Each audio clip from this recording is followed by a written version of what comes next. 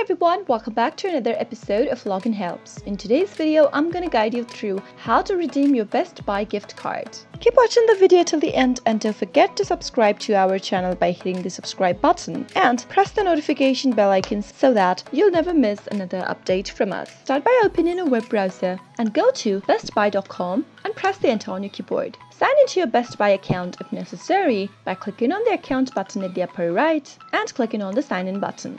Enter your email address and your password associated with Best Buy. Once you're logged into your account, in order to redeem your gift card on Best Buy, go and select any product that you would like to buy and click on Shop Now. Add a product to the cart by clicking on Add to Cart, and once you're done shopping, click on Go to Cart. Now, after you're done, click on Checkout from the right-hand side. In the checkout page, enter all your information, including your shipping address, and click on Continue to Payment Information. Enter your credit or debit card number and enter your billing address on the next. If you'd like to redeem your gift card with the product, then you can click on Use a Best Buy gift card discount code or store credit option right here. Enter your gift card number or your discount code in the text box. Once you're done entering, click on Apply.